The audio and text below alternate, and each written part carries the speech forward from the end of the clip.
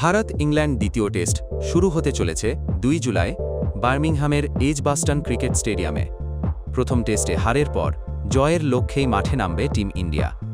তবে সেই জয়ের পথ সহজ নয়, কারণ ইতিহাস বলছে এই মাঠে এখনও জেতেনি ভারত।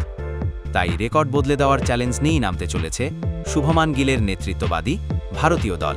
এজবাস্টনের উইকেট স্পিন সহায়ক হতে পারে, এই সম্ভাবনাকে মাথায় রেখেই একাদশে চমক দিতে পারে ভারতীয় টিম ম্যানেজমেন্ট।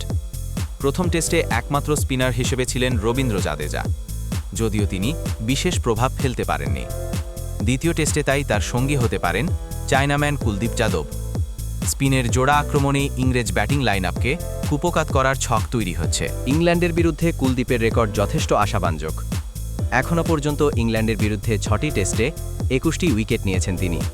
বোলিং গড় 22.28 এবং স্ট্রিম রেট 38.7। সেরা পারফরম্যান্স 72 রানে 5 উইকেট। তার রিস্ট স্পিন বারবার সমস্যায় ফেলেছে ইংরেজ ব্যাটারদের।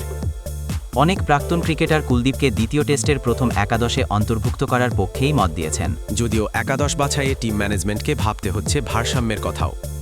কুলদীপ খেললে দুজন বাঁহাতি স্পিনার একসঙ্গে না খেলানোর সম্ভাবনাও রয়েছে। সেক্ষেত্রে বিকল্প হিসাবে উঠে আসছে ওয়াশিংটন সুন্দরের নাম। অফ স্পিনের পাশাপাশি তার ব্যাটিং দক্ষতাও দলের ভারসাম্যে সাহায্য করতে পারে। তবে ফর্ম ও অভিজ্ঞতার নিরিখে জাদেজাই এখনও এগিয়ে। দ্বিতীয় টেস্টে কী হবে ভারতীয় কম্বিনেশন, শেষ সিদ্ধান্ত নেওয়া হবে টসের আগে।